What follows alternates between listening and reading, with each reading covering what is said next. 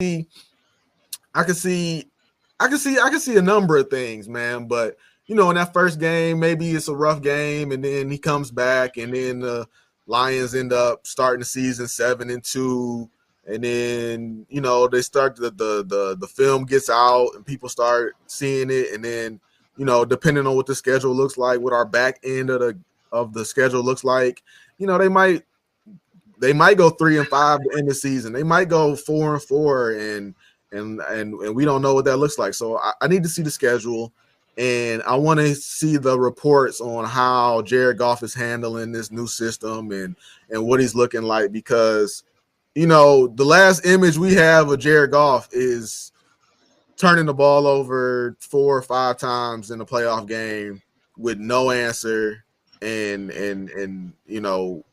the full complement of pieces were out there with him.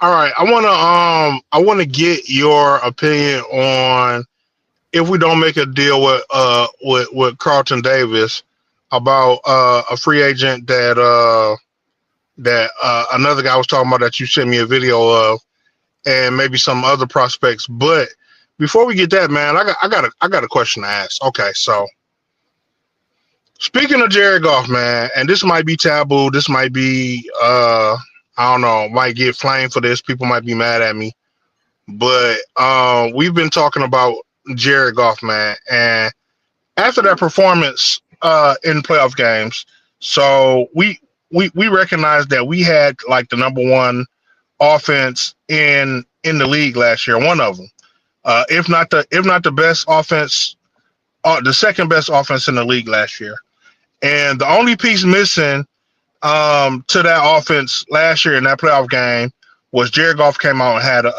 a bad game. Is Jared Goff the future of the Lions? Is he enough to take us over the hump? And if he's not, what do we do about that? Like, I know a lot of people say that they might want to trade Hooker and get something for him while he's hot. But what about essentially making Hooker this year like a damn, I can't remember his name right now. Dude from the Saints. The little run the gun quarterback from the Saints. Yeah, Taysom Hill. What about a method like that, man? And at least seeing, you know what I'm saying, what he's got, and if he's dynamic. I mean, I know a lot of people hate to hear it, but if he's dynamic and he's picking up on the system, him taking over.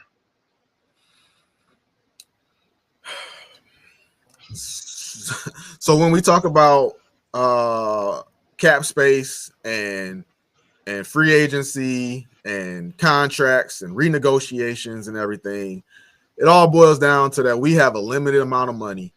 And for the next 3 to 4 years, a huge majority of this money is going to your quarterback, Jared Goff.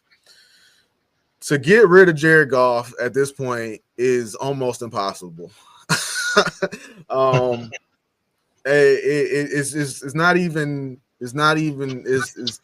I hate when I listen to radio hosts and they're like, oh, it's not even worth having the discussion. But I can't argue with them that it's honestly not worth having the discussion, because, and I don't fault Brad Holmes for re-signing Jared Goff. Dan Campbell had a say in it as well, because who would have imagined that Jared Goff would have came into this team and he would have played as well as he did, to where he basically tied your hands behind your back. And the same thing with Sam Darnold. Like who would have thought Sam Darnold would have came to the Minnesota Vikings and took them to a 15 or 14-3 record and almost had them in for the NFC North division title, the first NFC North title for them in years. So, when stuff like that happens, it's hard to just turn your back on it, because God forbid you don't extend that quarterback. You bring in the next guy. The next guy is trash. And now all the fan base is looking at you like, oh, look, we had a quarterback and you let him go. Now you're gone. You're getting fired. That's a job. That's a fireable offense on your part. So all that being said, Right. I understand why they brought back Jared Goff. But now that we have him and he's locked in, it's all on Jared Goff. And I don't, Jared Goff is who he is. I'm with you to I'm with you to an extent. If this new offensive coordinator wants to come in and make some packages for Hendon Hooker, and Hendon Hooker can show that he is a capable NFL talent, I'm all for it. And then at the trade deadline, get him out of here. For a first or a second, I'll be okay with it. Third, even the third, nothing. I don't give him up for a fourth, fifth, or sixth. But then again, if that's all you can get, man, I mean, because at this point, I don't understand why Hendon Hooker is on the team.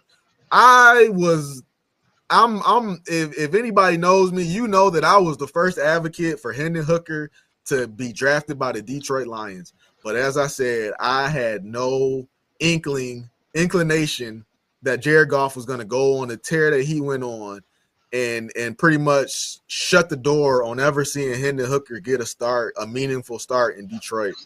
So at this point, man, I don't see any value in letting Hooker ride this season out, showcasing his talents, and then walking away at free agency. I just don't see any use in doing that, going that route. So so your answer is, even if Hooker shows out, even if he shows out and he proves that he is a viable quarterback, you're paying Jared Goff so much that you can't afford to let him go.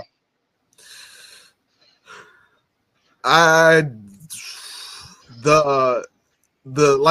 you said in the opener, the Philadelphia Eagles are your NFL champions. A couple of years ago, me and you have had plenty of conversations about the Philadelphia Eagles. They do so many things in the NFL from a roster and talent standpoint that I agree with, that I think is just freaking genius. They tend to sign guys that I wanted the Lions to get. They tend to draft guys that I wanted the Lions to get.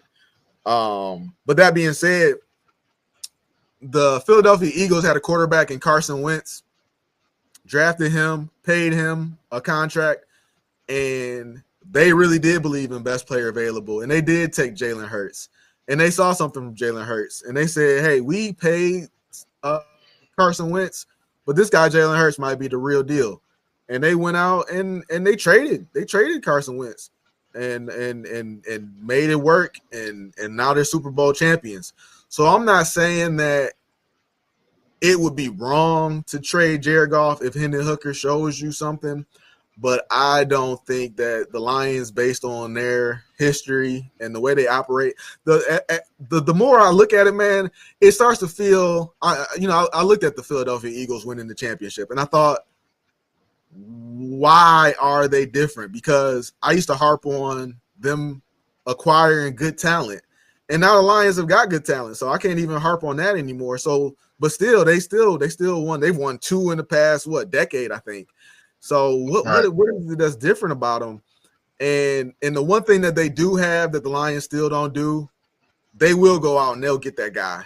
They'll go out and make that noise. They'll go out and get that guy who's questionable. They'll go out and get that guy who's got the court case open. And at the same time, they'll let guys go. Darius Slay just helped them win a championship. Darius Slay is a free agent now. James Bradbury helped them win the Super Bowl. He's a free agent now. They'll let guys go, and they will make trades for big names. They trade for AJ Brown. They pay Saquon Barkley. They make these big moves. They have no problem with making big moves for the now instead of worrying about the future. Well, I mean, they essentially got Saquon Barkley for nothing, and Darius Slay is an older player, and essentially that list you showed me of the free agents list that the players that are on the free agent list that the Lions may let go. Nobody was on that list was under the age of 26, so I think they're willing to let some of the older guys go. And I mean, Saquon Barkley was a a huge acquisition, but they essentially didn't have to give up anything for him. And I think the Lions would be willing to make. You don't have to give up anything for Carlton Davis. The same thing that they gave up for Saquon Barkley is the same thing you could give up for Carlton Davis. I think we got more guys we got to pay though. That's what I'm saying. They don't care. They don't care. And if it comes down to that, then they're going to continue to draft and they'll make a trade or they'll do by any means necessary. Whereas the Lions, I feel, are a little bit caught up in my guys and our guys and this culture. And I mean, it's the culture, man. It's the culture. Yeah, but it's brought us this far. Yeah, but it got you bounced in the first round, though. Jared Goff got you bounced in the first round. He's part of the culture. Look, check it out. That's your highest paid player. Okay, check it out. I want to put a disclaimer out there, man. As long as, because I know I'm about to get flying. As long as Jared Goff, I don't want everybody to think I'm giving up on Jared Goff. As long as Jared Goff is the quarterback of the Detroit Lions, I'm riding with Jared Goff. I like Jared Goff. I like his leadership skills. I like what he's done the last couple of seasons. I've come a long way in how I feel about Jared Goff because I wanted to get rid of him immediately when he first got here, and I don't essentially feel that way anymore. But I mean, you got to ask the question because I mean, all the pieces were in place this year, and I still feel like there's no way we should have lost to the Commanders. But so I had to ask the question.